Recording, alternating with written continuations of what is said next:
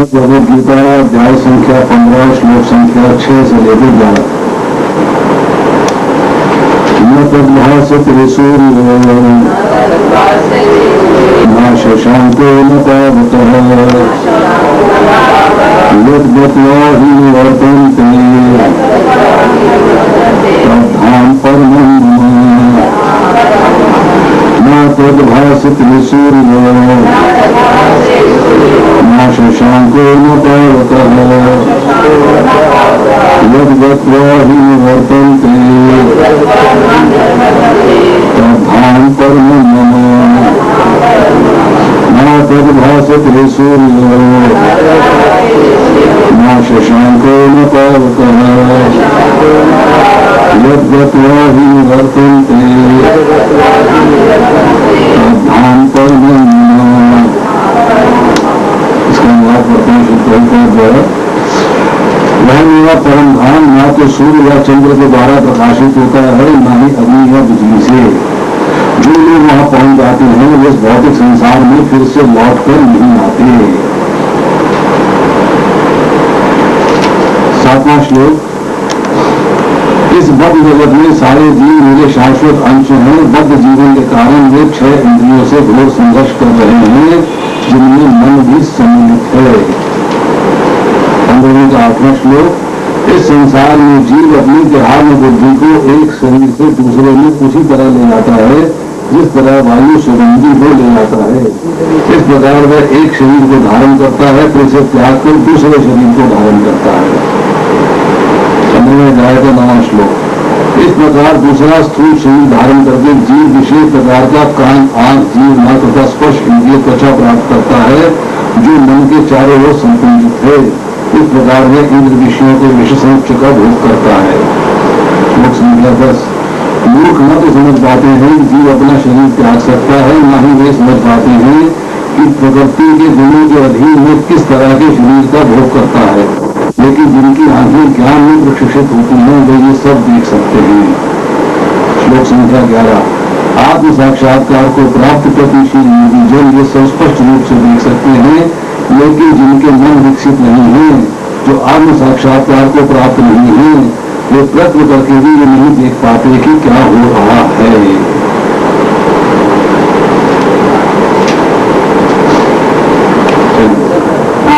Thursday से चल रहा है, कल से आज दूसरा दिन 1 महीना चलेगा। तो उसको रोज आप लोग पढ़ो इस अध्याय को। 5 से 7 मिनट 10 मिनट ज़्यादा लगेंगे और छोटे से श्लोक हैं, लेकिन इसको रोज पढ़ो, उसका अपना महत्व होता है। तो 15वां अध्याय पुरुषोत्तम योग भगवान ने इसको क्यों बोला है, पिछली बार बताया गया था। भगवान का सबसे अधिक गुण अंश जो वेदों का है वो इसमें वर्णित है 15वें अध्याय में। कि जीव कौन है, भगवान कौन है, भौतिक प्रकृति क्या है, जीव इसमें कैसे बंधा हुआ है, कैसे एक शरीर त्याग कर दूसरा शरीर धारण करता है, कैसे उसको मृत्यु के समय चेतना उसकी बदल कर उसको दूसरे शरीर में ले जाती है, देहांतर किस प्रकार होता है, इस प्रकार का वर्णन किया है। तो वेदों का सबसे अधिक गुण अंश है इसके अंदर, इसलिए पुरुषोत्तम योग कहा गया है। जीव भगवान का सनातन अंश है, लेकिन इस संसार में बंधा हुआ है। गुणों से अतीत है, लेकिन गुणों से बंधा हुआ है और अपने आप को इस संसार का स्वामी समझता है मध्य अवस्था में, अज्ञान के कारण। जब उसको ज्ञान प्राप्त हो जाता है तो वो इस संसार को छोड़ सकता है और अपने धाम वापस जा सकता है। इसलिए भगवान ने बताया कि ये संसार क्या है, ये एक बरगद के वृक्ष की तरह है। जो बरगद का वृक्ष भी कैसा अद्भुत है, उसकी जड़ें ऊपर में और शाखाएं नीचे की ओर है, और इन शाखाओं में जीव जो है 84 लाख योनियों में घूम रहा है। एक शाखा से दूसरी शाखा में, दूसरी से तीसरी में जाता है। कभी देवता बन जाता है, कभी मनुष्य बन जाता है, कभी निम्न योनियों में चला जाता है। ये संसार के अंदर जीव इस प्रकार बंधा हुआ है अज्ञान के कारण। उसके बाद भगवान बताते हैं कि ये पीपल का वृक्ष जो है उसको हमें ज्ञान से के द्वारा विरक्ति डेवलप करनी है, और इस विरक्ति की शस्त्र से हमें इस ब्रह्म मूल वाले वृक्ष को काट देना और अपने धाम मुक्त होकर अपने धाम वापस चले जाना। 5वें श्लोक में भगवान बताते हैं कि कौन जीव जो है वापस जा सकता है। निर्माण मोह जित संग दोषा अध्यात्म नित्या विनिवृत्त कामा द्वंद्वे विमुक्ता दुख सुख संगे गच्छन्ति अमोला पदम अयं तक। जो मान अपना अभिमान होता है ना, मिथ्या अहंकार कि मैं हूँ, मैं डॉक्टर हूँ, मैं मालिक हूँ, मैं इंजीनियर हूँ, मैं इंडियन हूँ, मैं क्रिश्चियन हूँ, मैं अमेरिकन, ये मिथ्या अहंकार है। शरीर का है सब, उपाधि शरीर की है, आत्मा की नहीं है। आत्मा कौन है? जिले स्वरूप नित्य कृष्ण दास, उसको नहीं याद रखता, अपने आप को स्वामी समझता। तो जो मान और मोह से निर्मुक्त हो गया, निर्माण मोहा जित संग दोषा, संग दोष किससे? हमारा संसार से, तो इससे वो मुक्त हो गया। अध्यात्म मिथ्या, अध्यात्म है, भगवान के बारे में जानता है, उसको जानने की कोशिश करता है, वो अध्यात्म मिथ्या हर समय नित्य। और विनिवृत्त कामा, जिसने सारी कामनाओं को नष्ट कर दिया। द्वंद्वे विमुक्ता दुख सुख संगे, दुख और सुख के द्वारा जो हमारे अंदर द्वंद्व चलने उससे वो विमुक्त है। ऐसा व्यक्ति अमूल होता है, मतलब मूर्ख नहीं होता, अर्थात वो पंडित होता है, वो ही भगवान के धाम को जा सकता है। अब 6वें श्लोक में भगवान अपने धाम का वर्णन कर रहे हैं कि मेरा धाम कैसा है। तो भगवान का धाम को कृष्ण लोक, वैकुंठ लोक कहा जाता है, आध्यात्मिक जगत, आध्यात्मिक आकाश। और ये संसार कैसा है? भौतिक आकाश।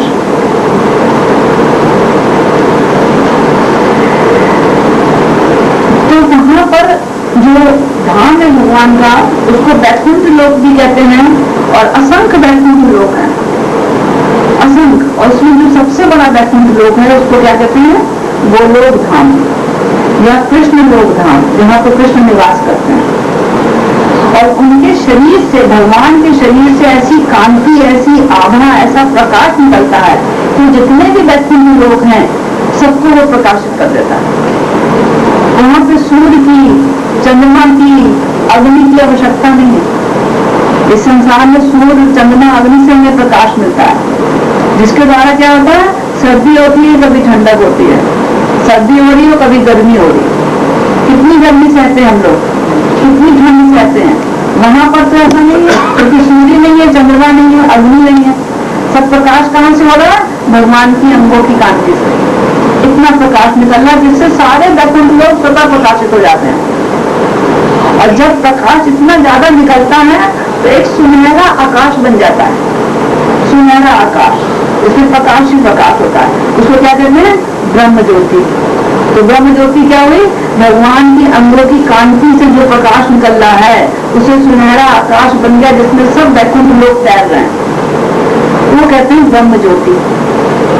और इस ब्रह्म ज्योति का एक थोड़ा सा भाग, एक कोने में, वो जो है महतत्व से आच्छादित रहता है। आच्छादित मतलब कवर रहता है। महतत्व क्या है? जो कि भौतिक संसार बनाता है। तो जितने बद्ध जीव हैं वो इस महतत्व में, अंधकार में, जो कि ब्रह्म ज्योति का जो अंधकार में पोषण है, जहाँ की महतत्व से आच्छादित रहता है, उसमें रहते हैं बद्ध जीव। और जितने मुक्त जीव हैं वो सब ब्रह्म ज्योति में और सिर्फ अलग अलग वैकुंठ धामों में रहते हैं।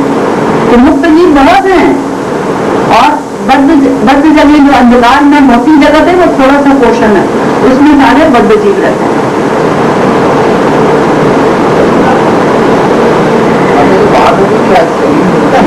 वहाँ भी शरीर होता है, आध्यात्मिक शरीर होता है।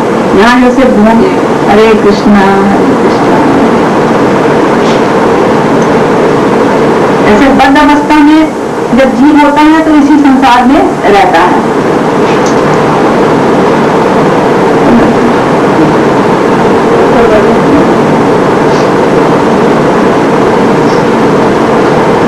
और अज्ञान के द्वारा इसी संसार में, बरगद के वृक्ष के रूपी संसार में, एक शाखा से दूसरी शाखा में आता जाता रहता है। अब भगवान अपने नाम को बता रहे हैं कि वहां पर न सूर्य है, न चंद्रमा है, न बिजली, इतना ज्यादा प्रकाश है हर समय, और उसमें वहां न सर्दी है न गर्मी है, आनंदमय वातावरण है सारा। तो तो जीव को जब हम इस संसार में ज्ञान प्राप्त करते हैं, इस संसार को हम समझ जाते हैं, क्योंकि एक बरगद के वृक्ष की तरह जिसकी उपमा भगवान ने दी है, इसको विरक्ति के शास्त्र से हम काट कर मुक्त होकर कहाँ चले जाएंगे? भगवान के धाम। और जो भगवान के धाम एक बार चला गया वो वापस नहीं आएगा। वहां पर फिर भगवान ने हमें एक स्वतंत्र, भगवान के जो गुण है वो जीव के अंदर भी गुण है, क्वालिटेटिवली भगवान के बराबर। जैसे समुद्र और समुद्र की एक बूंद, समुद्र खारा बूंद भी खारी, लेकिन क्वालिटेटिव क्वांटिटेटिव बहुत फर्क है। समुद्र के अंदर कितना नमक है? अथाह, अनलिमिटेड, और बूंद में कितना है? तो कुछ जरा सा। तो इसलिए भगवान के जीव के अंदर भी एक भगवान का क्या गुण है? स्वतंत्रता का। जीव स्वतंत्र है। जीव ने इच्छा करी, भगवान ने कहा तू जीविया स्वरूप में मित्र कृष्ण दास, कि आप कृष्ण जो जीव है कृष्ण का दास है। लेकिन उसको भगवान ने एक स्वतंत्रता दे दी। जैसे भगवान के अंदर स्वतंत्र, भगवान कुछ भी कर सकते हैं, ऐसे जीव भी कुछ भी कर सकता है, चाहे वो सेवा करे चाहे ना करे, चाहे वो सेवक बने चाहे वो स्वामी बने। जिस जीव ने कहा कि मैंने सेवा नहीं करनी, मैंने स्वामी बनना है, तो उसको इस संसार में भेजा जाता है। बाकी जीव वहीं रहते, वो मुक्त अवस्था में, और जिसने अपने आप को स्वामी बनना चाहा वो बद्ध अवस्था में संसार में आ जाता है। तो वो तो एक बार तो आ गया, यहाँ कष्ट भोगे, यहाँ से भोग कर जब दोबारा जाएगा तो वापस नहीं आएगा। यद गत्वा न निर्वर्तन्ते तद धाम कर्म, जहाँ जाकर जीव वापस नहीं आता वो धाम मेरा है। तो इसमें हमें समझना चाहिए कि हमें कितना बड़ा सुख मिलेगा अगर हम भगवान के धाम चले जाएंगे, भौतिक संसार को छोड़कर। तो वहां जाने के लिए हमें पूरा पूरा प्रयत्न करना चाहिए। जो प्रयत्न नहीं कर रहे हैं, इसी संसार में आसक्त हैं, उनको क्या है, एक शाखा से दूसरी शाखा में बंधन ही बने कूद रहे हैं, लेकिन सुख नहीं है किसी को भी। क्या देवताओं को सुख है? देवताओं को भी सुख नहीं है। अब्रह्म गुमनाम लोका पुनरावर्तन, कि ब्रह्म लोक से लेकर चींटी तक में जन्म मृत्यु जरा व्याधि का चक्कर लगा, कौन छूटा है? इसलिए जो धाम में जाना चाहते हैं वो भगवान की भक्ति करें। तो कैसे जाएंगे? जब भगवान की ज्ञान के द्वारा भगवान की शरणागति कर लेंगे और भगवान की भक्ति करेंगे, भक्तों के संग बैठकर, और समझ में आएगा हमें कैसे करना है। और फिर जब भगवान की पूर्ण शरणागति होगी तो हमारा ये भौतिक संसार से मुक्ति हो जाएगी और अपने धाम वापस चले जाएंगे। फिर अगले श्लोक में भगवान कहते हैं, मानव वंश जीव लोके जीव भूता सनातना मना षष्टानि इंद्रियाणि प्रगते स्थानी कर्षति, कि जीव मेरा ही भिन्न और सनातन अंश है। माम एव अंशो, मेरा ही अंश है, किसी और का नहीं बताया। माम एव माने ही, मेरा ही अंश है जीव। इस संसार में जो भौतिक जगत में दुख भोग रहा है वो मेरा अंश है। और हम इस संसार, भगवान हमारे परम पिता कितने अमीर, क्या कितने पूरी अच्छी ऐश्वर्यों से युक्त, और हम इतना कष्ट भोग रहे हैं, हम उनके अंश हैं। अंश का मतलब ये ना समझिए जैसे एक पत्थर है, एक पदार्थ है, उसको हमने चूरा चूरा कर दिया, उसके छोटे छोटे कण हो गए, वो पदार्थ खत्म हो गया, ऐसा नहीं है। भगवान पूर्ण है, पूर्ण में से पूर्ण निकाल लो फिर भी पूर्ण बचता है। और जो जीव है वो भी एक अंश ही पूर्ण है आपस में। ओम पूर्ण मदः पूर्णमिदं पूर्णात् पूर्णमुदच्यते पूर्णस्य पूर्णमादाय पूर्णमेवावशिष्यते, पूर्ण में से पूर्ण निकाल दिया फिर भी पूर्ण बचा, ऐसे भगवान है। और जो अंश है वो भी अपने में पूर्ण है। नैनम सिद्धंति शास्त्राणि नैनम जाति पावका न चैनम क्लेदियंति आपो न शोषति मारुता। जीव को किसी भी शास्त्र से काटा नहीं जा सकता, खंड खंड नहीं किया जा सकता। तो जीव अपने में भी पूर्ण है और भगवान का ये अंश है। और इस संसार के अंदर दुख हो रहा है। भगवान के दो वैरायटी के अंश होते हैं, एक होते हैं स्वांश, एक होते हैं भिन्नांश। जो स्वांश है वो स्वयं भगवान ही है। भगवान अलग अलग युग में अलग अलग अवतार लेते हैं, जैसे राम, नरसिंह, बरहा, पुरुषोत्तम, विष्णु, नारायण, अलग अलग अवतार लेते हैं भगवान। तो ये सारे स्वांश हैं। मतलब भगवान की स्वयं भगवान है, इनके अंदर भगवान की पूर्ण शक्तियां होती हैं। जो जिस अवतार में जौन सी शक्ति को प्रदर्शित करना होता है भगवान उतनी शक्ति प्रदर्शित करते हैं, पूरी शक्तियां प्रदर्शित नहीं करते, लेकिन होती पूरी शक्तियां हैं, पूरे गुण होते हैं। और जो भिन्नांश है इनके अंदर अणु होते हैं, ये दिव्य नहीं है, ये अणु है। इनके अंदर बहुत कम क्वालिटी के, बहुत कम क्वांटिटी के अंदर शक्तियां होती हैं। शक्तियां वही है, क्वालिटेटिवली वही है, लेकिन क्वांटिटेटिव शक्तियां बिल्कुल कम है।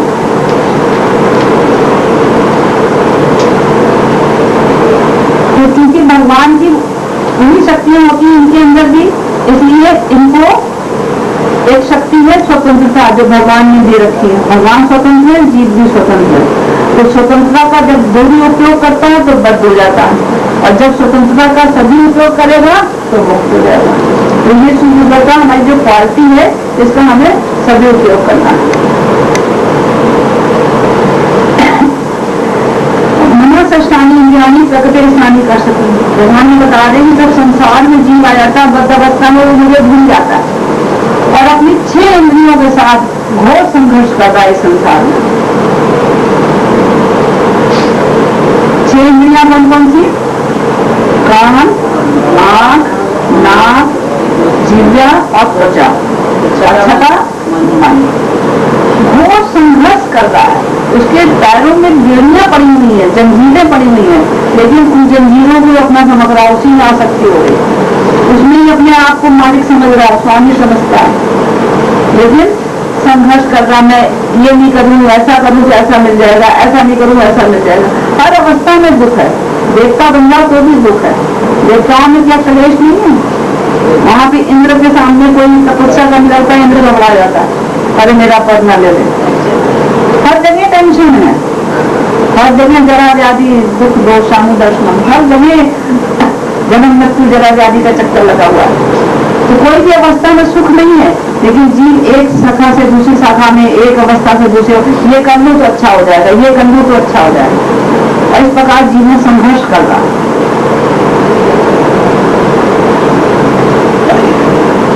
लेकिन जब उसका भौतिक आवरण ये नष्ट हो जाता है तो उसको आध्यात्मिक जगत में आध्यात्मिक शरीर प्राप्त हो जाता है, जहाँ वो भगवान से बोल सकता है, भगवान को सुन सकता है, भगवान को देख सकता है, भगवान को समझ सकता है।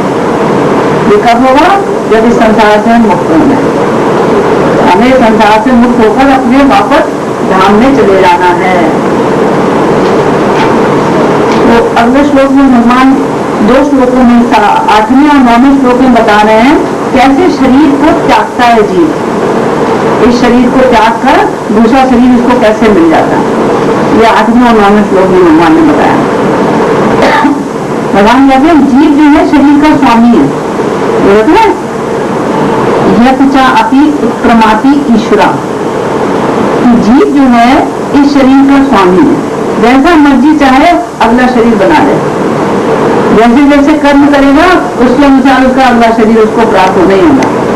कुत्ते बिल्ली की तरह कर्म करता है तो वैसे ही शरीर मिलेगा, राक्षस की तरह कर्म करता है राक्षस का शरीर मिलेगा। अपने शरीर का स्वयं नियंता। तो जैसे मृत्यु की में चेतना होगी वैसा शरीर उसको मिल जाएगा। यम यम वापी निस्मरण भावम कदेंते कलेग्रम संपन्न लड़की कांते सदा तद्भाव भाविता। जैसा अंत समय में चेतना होगी वैसा उसको अगला शरीर मिल जाएगा। अगर उसका देवी चेतना है, ऐसे देवी देवताओं की चेतना है तो देवताओं में स्वर्ग लोग चला जाएगा। कुत्ते बिल्ली की चेतना है तो बिल्लियों में चला जाएगा, लेकिन चेतना वैसी उसकी रहेगी। चेतना जो है जैसी चेतना होगी, और अगर वो जो है चेतना उसकी कृष्ण भावना भावित है तो वो अपने धाम वापस चला जाएगा। कैसे जाएगा? सूक्ष्म शरीर के द्वारा। जैसे वायु गंध को एक स्थान से दूसरे स्थान में ले जाती है, ऐसे सूक्ष्म शरीर आत्मा को एक स्थान से दूसरे स्थान में ले जाता है। ये सूक्ष्म शरीर मन बुद्धि अहंकार का बना होता है। एक शरीर त्यागता है और दूसरा शरीर उसका पहले जैसे जैसे उसने कर्म करे है इस जगत में, वैसा उसको अगला शरीर उसका तैयार पड़ा और उसके अंदर चला जाएगा।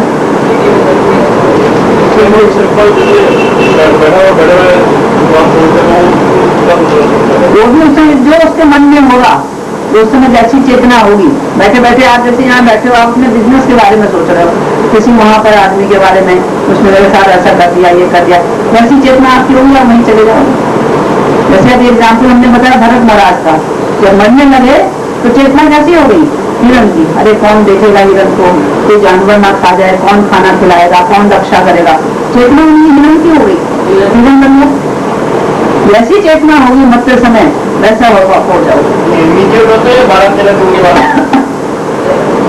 पहले तो जाते नर्क अपना भोगने कर्मों को, और उसके बाद फिर वैसे शरीर उनको मिल जाता, जो कर्म भोगते हैं उसके अनुसार उनको जो भी उन्होंने पाप करे उनको सबका भोगना पड़ता। उसके बाद शरीर में डाले जैसे उसने करा है, अपना शरीर का नियंत्रण खुद ही है, अगला शरीर खुद ही बना रहा, जैसे जैसे कर्म करेगा। इसमें हमें कृष्ण भावना भावित ही कर्म करने हैं, बात को समझ लो अच्छी तरीके से। और जो भी हम कर्म कर रहे हैं, जो भी जैसे आप कमा रहे हो, घर का भी चलाना है, कमा रहे हो, वो भी आप कृष्ण को अर्पित करते हुए कर्म करो।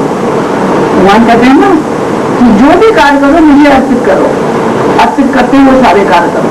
कमा के लाए हो, जो भी तनख्वाह मिली भगवान के सामने रख लो और उसमें से लो, अब भगवान से हम ले रहे, हमारा नहीं है, तेरा तुझको अर्पण क्या लाभ दे रहा, ये मन के अंदर बात है।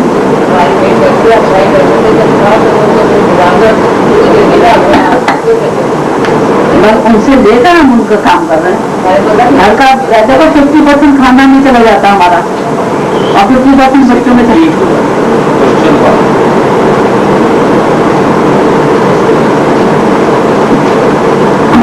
नौवें श्लोक में भगवान क्या बताते हैं कि जीव की चेतना के अनुसार अगला शरीर मिलता है। चेतना जो है जल के समान पवित्र है, जल में जैसा रंग मिला दो वैसा रंग का बन जाएगा। इसी प्रकार चेतना शुद्ध है और जब भौतिक गुणों से वो संगति करता है तो चेतना बदलती जाती है। तो जैसी चेतना वैसा शरीर, 84 लाख योनियां हैं, कोई भी योनि में प्राप्त कर सकता है। तो अगले शरीर को प्राप्त करने में जैसी उसका अंत समय में चेतना होगी वैसा उसको शरीर मिल जाएगा। जैसे कोई उड़ना चाहता है तो पक्षी बन जाएगा, जैसे पायलट वगैरह हो गया, हर समय मैं तो उड़ता रहूं, या कोई तैरना चाहता है हर समय मैं तैरता रहूं, स्विमर है कोई तैराक है तो वो मछली बन जाएगा।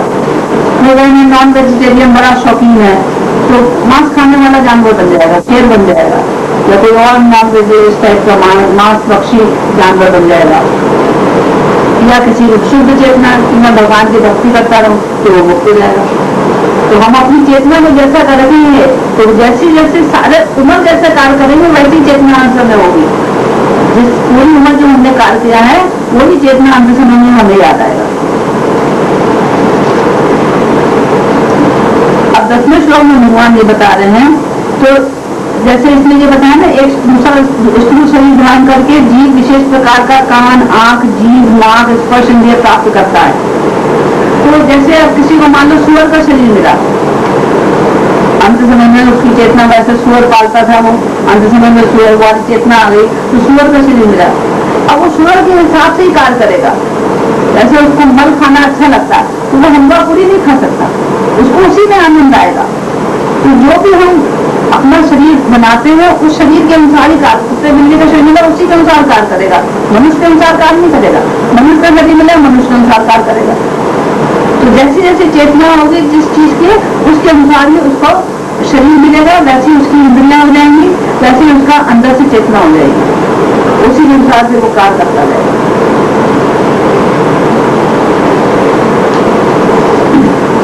फिर भगवान जो 10वें श्लोक को बताते हैं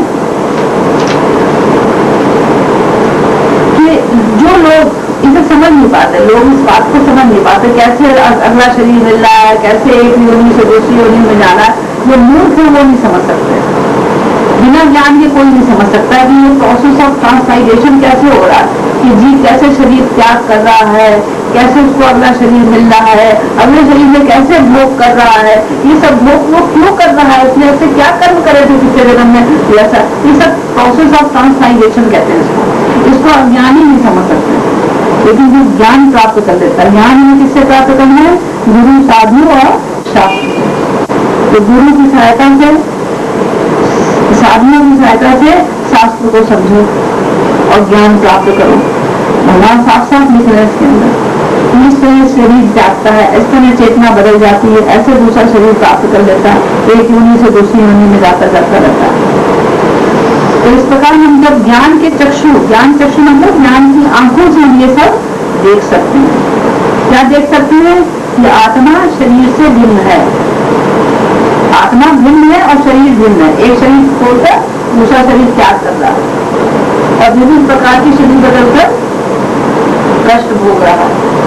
लेकिन जो भगवान के भक्त हैं वो देखते हैं, कहते समान दोनों तक पहुंचने में जो भगवान के भक्त हैं वो क्या करते हैं कि ये अज्ञानियों को जाकर समझाते हैं, भगवान के भक्त अज्ञानियों को जाकर समझाते हैं, जिससे कि मर्द जीवन से निकलकर आध्यात्मिक लोक में हम चले जाए, वापस इस संसार में न रहें। जो भगवान के भक्त हैं यही प्रचार होता है, इसी का नाम प्रचार है कि भगवान बताओ कि कैसे जीव जो है एक जगह से दूसरी जगह में, एक योनि से दूसरी योनियों में आ जा रहे हैं। जो हम बता देते हैं, जब जो ज्ञानी लोग हैं जो बता देते हैं, तो फिर वो जो है जीव भी उसी हिसाब से कार्य करते हैं और अपने धाम वापस जा सकते हैं। तो इसमें और 11वें श्लोक में भगवान क्या बता रहे हैं, आत्म साक्षात्कार को प्राप्त योगी भी ये सब स्पष्ट रूप से देख सकते हैं। आत्म साक्षात्कार का क्या है? सेल्फ रियलाइजेशन, जो कि अपने आप को समझ गया कि मैं कौन हूँ, भगवान कौन है, भौतिक प्रकृति क्या है, जो ये समझ गया वो तो ये सब चीजों को समझ लेगा। जो सेल्फ रियलाइज नहीं है वो नहीं समझ पाते सब चीजें। वो क्या करते हैं, योगा तो करते हैं, लेकिन योगा कैसे करते हैं? शरीर को स्वस्थ करने के लिए, कि हमें बीमार ना पड़े, शरीर हमारा हिष्ट पुष्ट हो जाए, इसी संसार को हम और अच्छी तरीके से भोग सकें। जैसे रामदेव वगैरह क्या करवा रहे हैं, यही तो करवा रहे हैं। भगवान की भक्ति नहीं है, योगा हो रहा है, लेकिन जो वाकई योग होना चाहिए, भगवान से जुड़ना चाहिए, वो कार्य नहीं हो रहा। इसी संसार में और फंसने का कार्य हो रहा है। कैसे इस संसार को और अच्छी तरीके से भोगे। हमें क्या करना है? भक्ति योगी बनना है, जिससे कि हम इस संसार को छोड़कर भगवान के पास जा सकें। हरे कृष्ण।